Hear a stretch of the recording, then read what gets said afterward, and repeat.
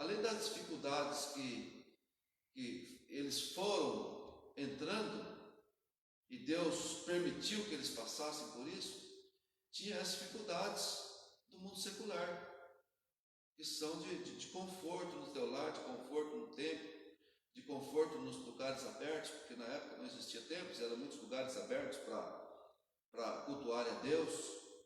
Alguns mais poderosos tinham tendas, né? Aqueles que eram mais abastados, mas do modo geral o grande povo não tinha esses lugares confortáveis para se mostrar, para se apresentar para Deus. Nós vemos muitas vezes vídeos na televisão dos africanos, como eles são felizes em adorar a Deus. Como é que eles são felizes quando estão adorando a Deus? Porque nós vemos as dificuldades deles, da pessoa da África. Mas olha, percebam os irmãos, percebam a igreja, a felicidade que eles têm quando eles estão adorando a Deus. Eles se entregam realmente de corpo e alma,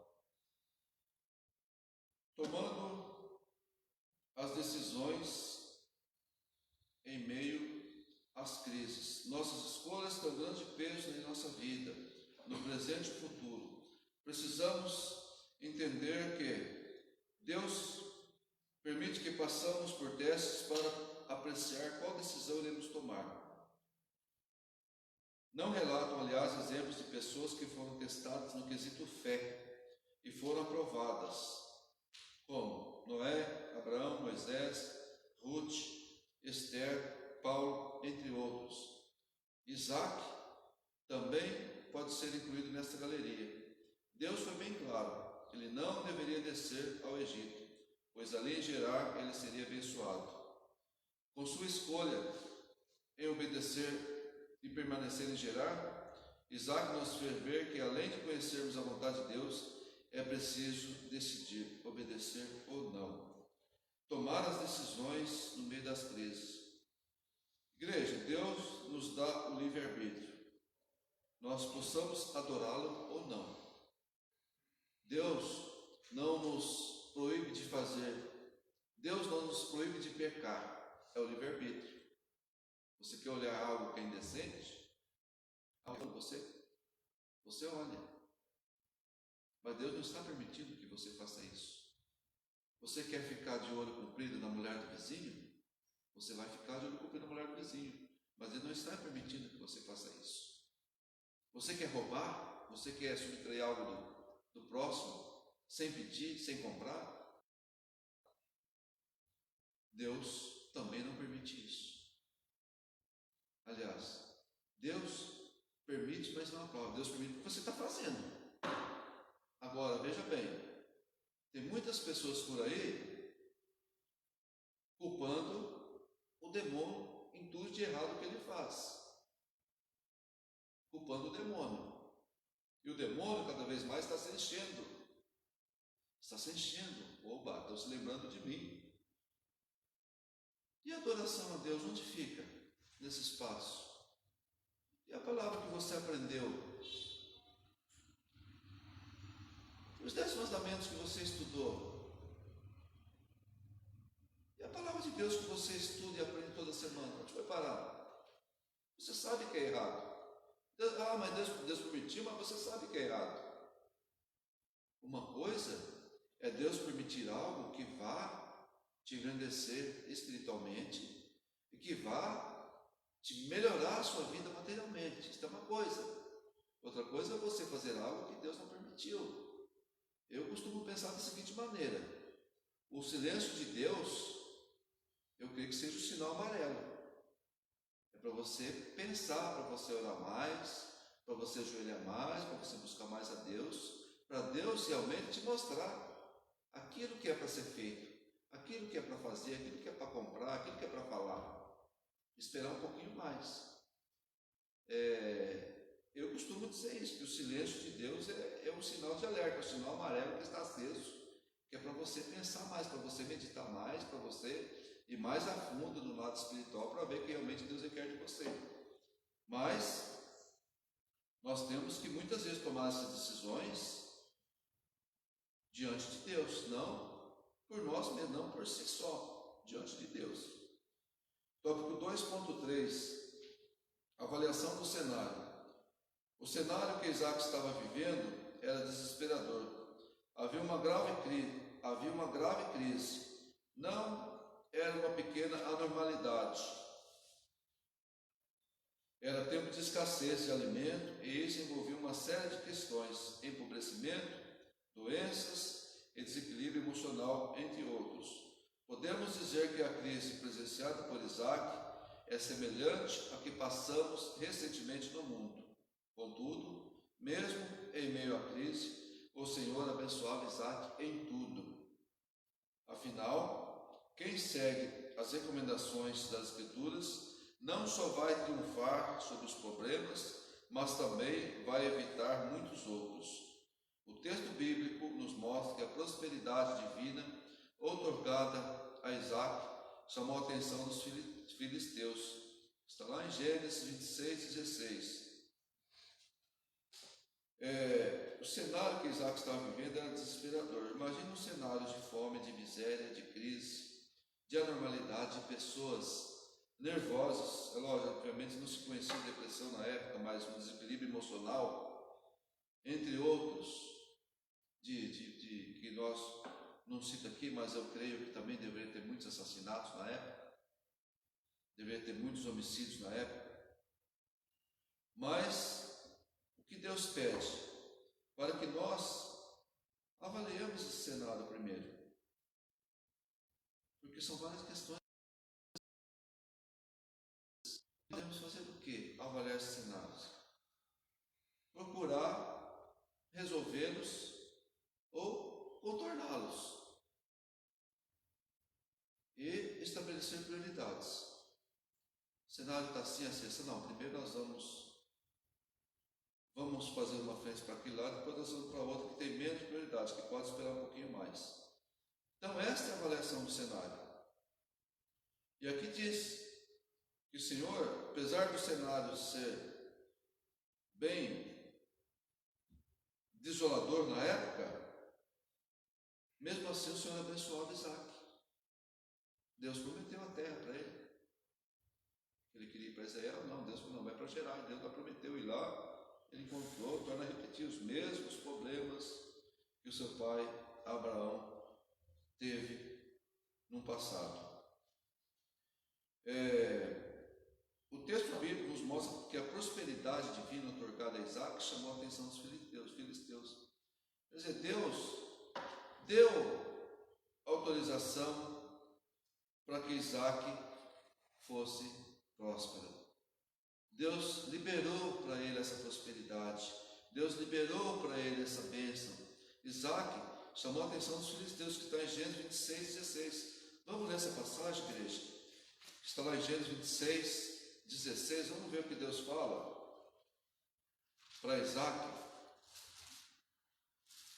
Gênesis 26:16. Diz assim a palavra de Deus. Disse também Abimeleque a Isaac: aparta-te de nós, porque muito mais poderoso te tens feito do que nós. Olha só, Abimeleque pediu para que Isaac se apartasse deles, se afastasse deles. Como seria outra história se Isaac tivesse com medo de Abimeleque? Isaac pensou, não, Deus é maior que tudo. Deus é maior que todos. E eu vou ficar e eu vou fazer o que Deus está mandando. O que Deus me otorgou, me autorizou que eu fizesse. Então, igreja, avalie o cenário, estabeleça as prioridades. Eu falo primeiramente do lado espiritual, do lado do cristão, do verdadeiro cristão. As prioridades primeiro com Deus. E as outras Deus vai liberando com certeza.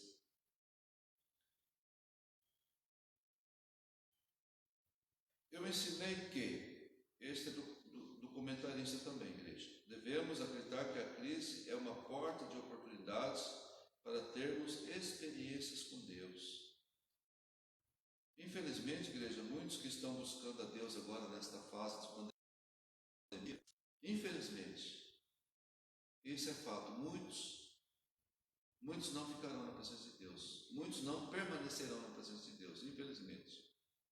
Porque é fácil você adorar a Deus na hora da crise, na hora que a sua bênção não vem, na hora que seu filho está chorando de fome. É fácil. Você fica na igreja, pede oração com o pastor, pede oração com a igreja. É muito fácil. E a hora que está tudo bem, Deus não serve mais? Olha, igreja, Deus não pode nos servir como um amuleto. Deus não pode nos servir de escravos para nós, de forma alguma, jamais. Jamais. E muito menos como moeda de troca. Ah, Deus, eu vou fazer sim, mas eu quero que o Senhor me dê tanto. Quem somos nós para obrigar a Deus a fazer algo por nós? Quem somos nós?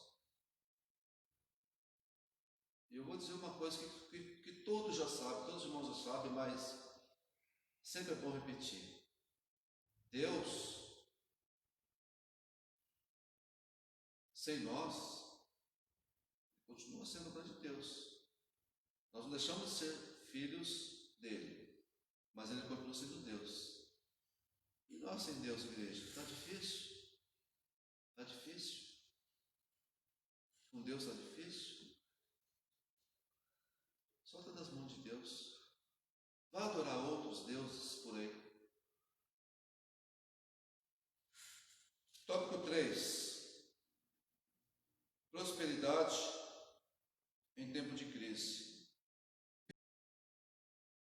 Só voltando um pouquinho nesse comentarinho aqui do autor, deste mestre, que aqui fala de oportunidades para ter experiência com Deus. E muitos que estão se aproveitando também dessas oportunidades negativamente.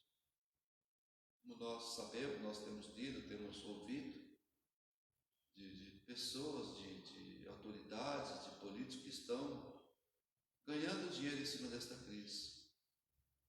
Talvez ganhando dinheiro até de pessoas que não têm condições de sobreviver dignamente. Até mesmo tem pessoas tirando proveito. Essas oportunidades negativas que estão tendo a favor da pandemia. E Deus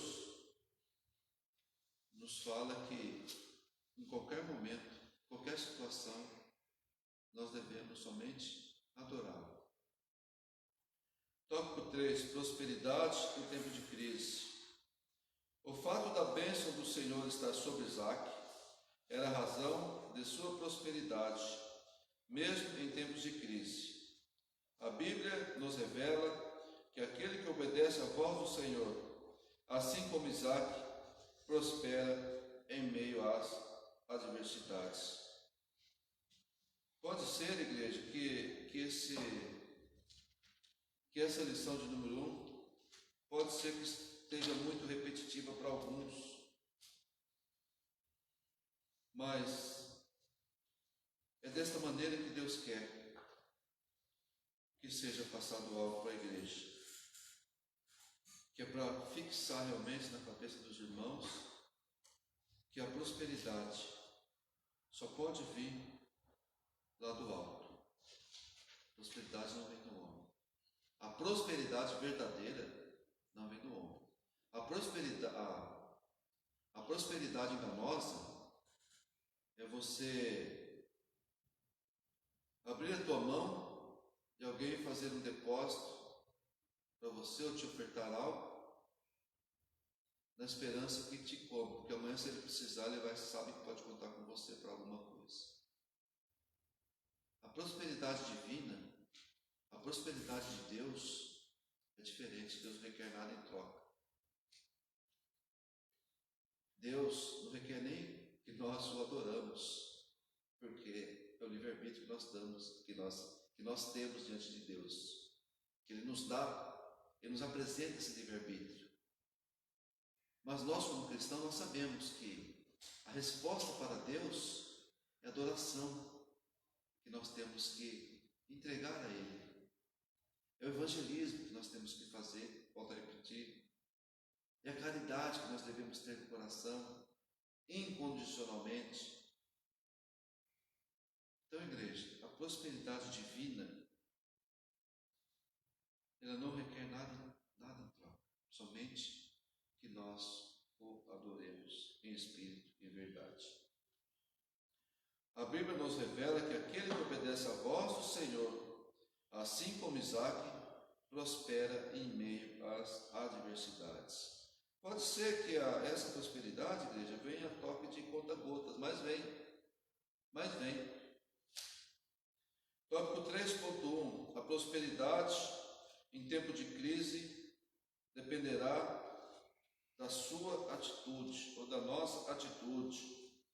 Convém sublinhar que a riqueza de Abraão era muitíssima. Está em Gênesis 13:2. Por meio do relato das Escrituras, Isaac foi o único herdeiro de toda a riqueza. Gênesis 25:5. Diante dessas evidências, podemos observar que, mesmo tendo bens, Isaac não parou de trabalhar. Gênesis 26:12, 14 e 19. Isaac nos ensina que, na hora da crise, não devemos usar braços. Deus promete abrir as janelas do céu. Todavia, devemos fazer a nossa parte, como eu disse agora há pouco. Nós não devemos cruzar o braço e esperar somente que Deus venha agir em nossas vidas. Nós temos que procurar meios espirituais, que sejam orações, que sejam louvores, que seja agradecimento a Deus. Uma coisa que sempre nos esquecemos é de agradecer a Deus por nós estarmos vivos, nós temos as oportunidades, agradecer a Deus pelo nosso vizinho, agradecer a Deus por nós termos os nossos irmãos em Cristo cultuando conosco na igreja, ou mesmo em casa. Então tudo isso nós devemos agradecer a Deus e não simplesmente ficarmos de braços cruzados esperando Deus agir. Todavia, nós devemos sempre fazer a nossa parte, porque volto a repetir, se somente vir nos cultos, é pouco para Deus. Trechinho no comentário aqui do bispo Abner Ferreira: Jesus nos alertou que devemos esperar por provações e sofrimentos.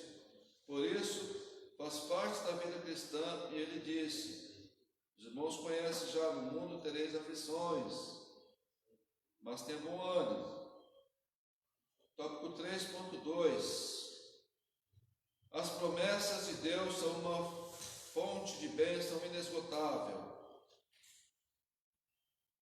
Quando Deus está conosco, as bênçãos dele nos acompanham, não importando onde estejamos.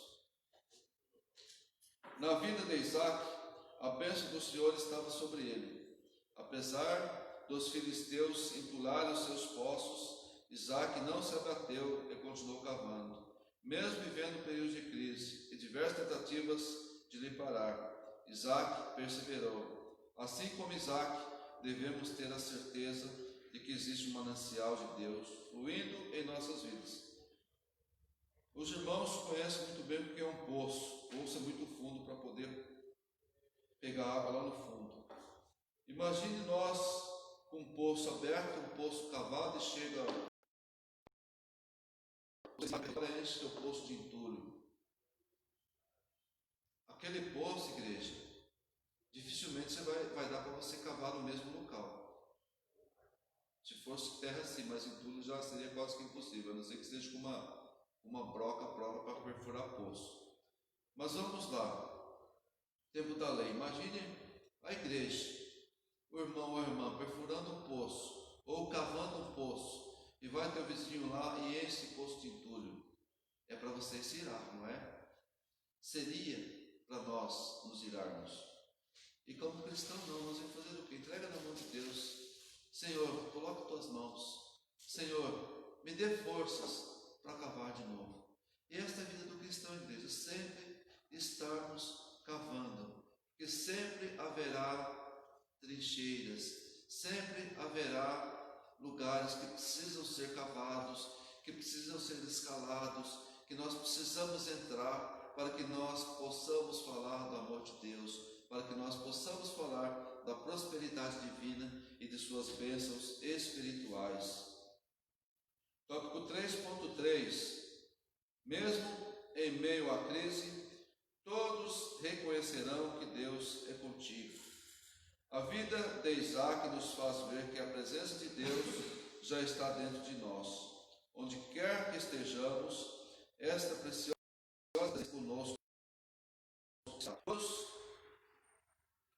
Todos reconhecerem que a presença de Deus era com Isaac. Gênesis 26, 28.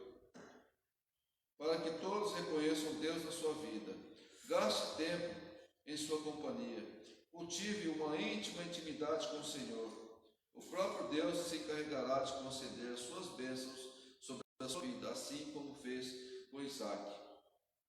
Ou seja, qualquer lugar que nós formos, apesar que tem muitos irmãos por aí que saem de um determinado ministério para buscar Jesus em outro, né? Mas enfim, cada um é Ele e Deus. Mas enfim, se nós sairmos daqui, nós formos lá para São Paulo, Deus estará conosco. Se nós formos viajar de avião, lá também Deus estará conosco. Se nós formos ficar no fundo do mar, no submarino, ou algo parecido, lá também Deus estará conosco. É só clamar que Ele nos virá em socorro.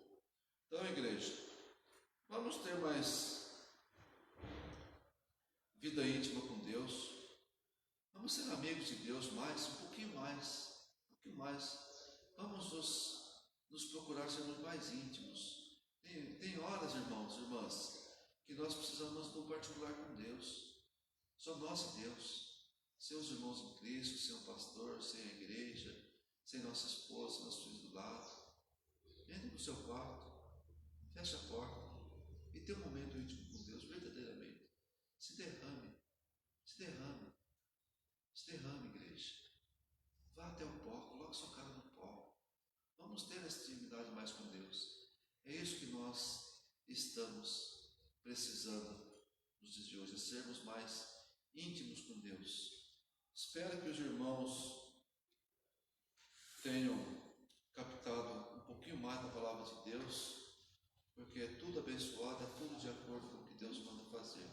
Os comentaristas das lições são enviados por Deus, e Deus, através deles, que são usados como instrumentos para nos divulgar a palavra. Conclusão: a nossa prosperidade não depende somente de Deus, mas também de nós mesmos. E para alcançarmos a bênção de Deus, é necessário tomarmos a atitude de cavar poços e desobstruir os entulhos para usufruir as promessas do Senhor. Amém? Que Deus abençoe a cada um. Eu passo agora devolvo a palavra para o pastor Milton. Que Deus abençoe a todos e que todos tenham um ótimo final de semana e um ótimo domingo.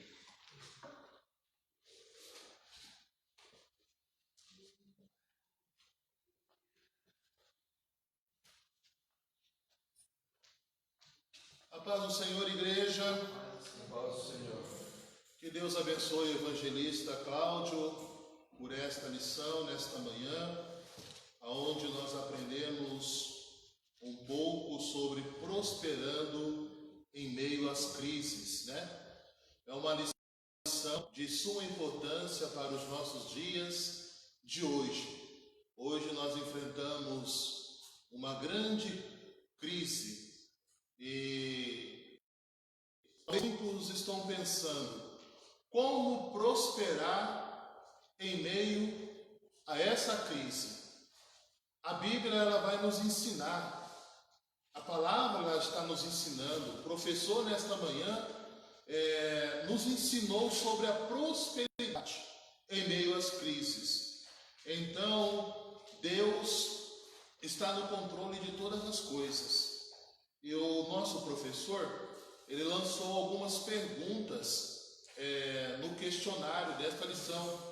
Apesar de a nossa revista não vir com perguntas, mas aqui no Bela Vista nós optamos por cada professor elaborar as suas perguntas e os alunos então responder conforme a lição a qual foi estudada, a qual foi passada a ele.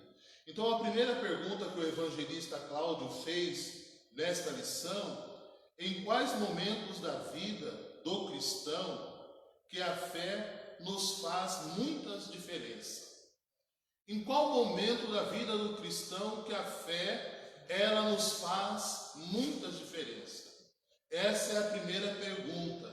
E você aí na sua casa, você pode responder esta pergunta que o evangelista Cláudio nos lançou. Em qual momento da vida que a fé do cristão, ela faz diferença? A irmã Solange, a tia Neia e a irmã Alessandra já mandaram a resposta para mim, eu mandei para o irmão Cláudio. Elas já responderam o questionário. Algumas já mandou a sua resposta, como está dizendo aqui a Ana Laura, e já foi mandada até mesmo para o evangelista Cláudio.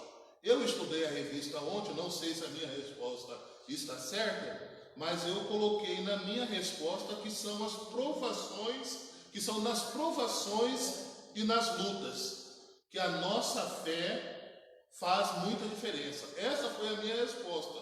Não sei qual foi a resposta das irmãs e a do evangelista Cláudio também, mas essa foi a minha resposta. A segunda pergunta que o evangelista Cláudio lançou para nós foi: quem teve uma experiência de maneira especial com Deus no passado? Quem teve uma experiência com Deus no passado? Eu, na minha resposta, eu coloquei alguns homens da Bíblia Sagrada. As três irmãs colocaram Abraão. Eu também coloquei Abraão. Eu coloquei Abraão com 100 anos de idade e acrescentei Sara com 90 anos de idade. Porque gerar um filho com 100 anos de idade, irmão Josias, o cara tem que ser bom mesmo. Tem que ter um Deus que cuida mesmo.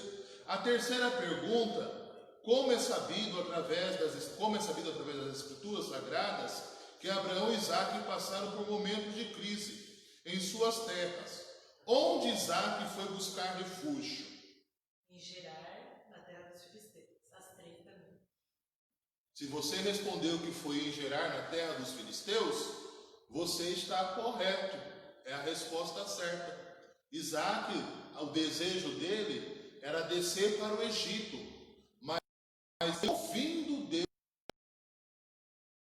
ele permaneceu em Gerar, na terra dos filisteus, aonde Deus então prosperou Isaque. Esta é uma passagem muito linda, porque vai falar de Isaque cavando os poços.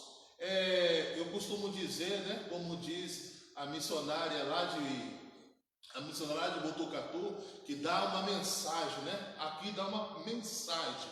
Então, está lá em Gênesis, no capítulo 26 e no versículo 1. A quarta pergunta: além de Abraão e Isaque, quais foram as outras pessoas que foram testadas e aprovadas na questão, no quesito fé?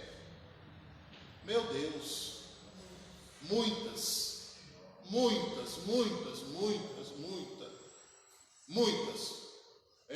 A gente poderia aqui citar Jó, né? A gente poderia até mesmo aqui falar sobre Abraão mesmo, mas a Bíblia toda, de Gênesis a Apocalipse, ela vai nos mostrar muitos homens e muitas mulheres que foram provados e atestados pela fé.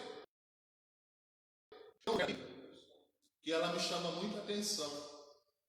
E ela tanto me chama a atenção que eu coloquei o nome dela na minha filha, na minha primeira filha. A filha chama Ana Laura, mas ela chama Ana devido a Ana, a mãe de Samuel. Tamanha influência que eu vi nesta mulher, em quesito de fé. uma mulher sendo insultada por Penina, mas ela não desfaleceu, ela continuou perseverando. A gente poderia falar muito mais. A quinta pergunta é: o que devemos fazer para que Deus seja em nossa vida? O que nós devemos fazer? As irmãs respondeu? As três falaram que a Bíblia revela que aquele que obedecer à voz de Deus, assim como Isaac, prospera em meio à adversidade. Aquele que ouvir a voz de Deus. Nós devemos estar, eu costumo dizer que os nossos ouvidos devem estar aguçados para ouvir a voz de Deus.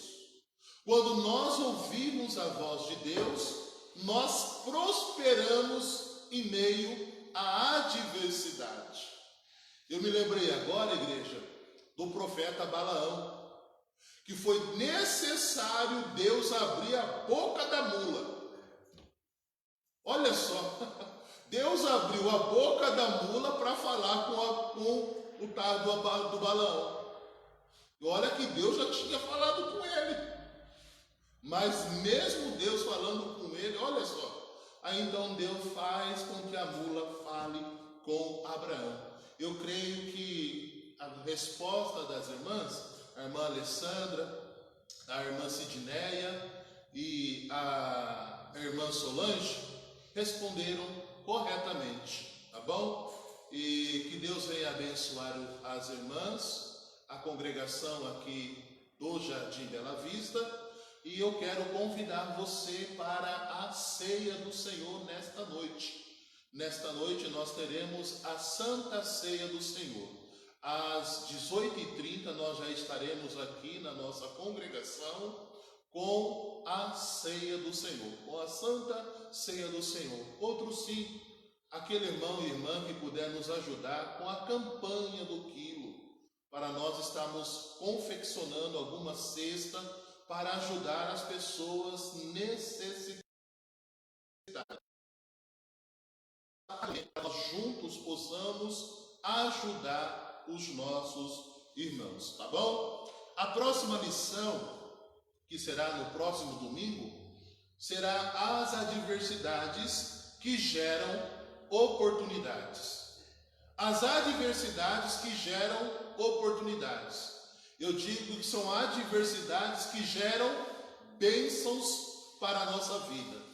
E no próximo domingo, o professor desta aula serei eu.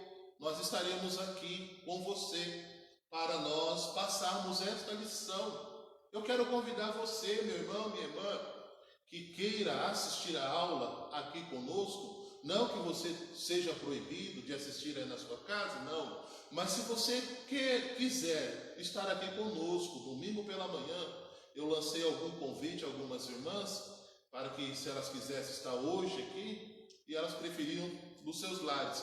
Mas fica à vontade, se você quiser estar no próximo domingo pela manhã, aqui conosco, você é nosso convidado. Hoje aqui está o nosso irmão Edivaldo, está o nosso irmão Josias, está a Ana Laura, estou eu, está o evangelista Cláudio. A glória de Deus. Então, no próximo domingo, o tema é as adversidades que geram oportunidades. Vamos orar? Eu te espero às 18h30, tá bom? Senhor nosso Deus, damos graças, ó Pai, ao Senhor por esta oportunidade, pela manhã deste dia, Senhor Jesus, pela lição a qual o teu servo nesta manhã nos ensinou, as palavras que colocou nos lábios do teu Filho, Senhor Jesus, a qual veio, Senhor, edificar as nossas vidas nesta manhã. Aprendemos, ó Pai, que não são as crises que vão nos derrotar, Senhor, pois o Senhor está, Senhor, no controle de todas as coisas. Abençoa este dia, Senhor, para que este dia seja uma bênção como tem sido, Pai. É no nome de Jesus que eu te peço. Amém. Curva a sua cabeça na tua casa e erga tuas mãos aos céus. Que a graça salvadora de Jesus, que o grande amor de Deus, a doce e a infinita consolação do Espírito Santo seja com toda a igreja aqui e aí na sua casa. Amém.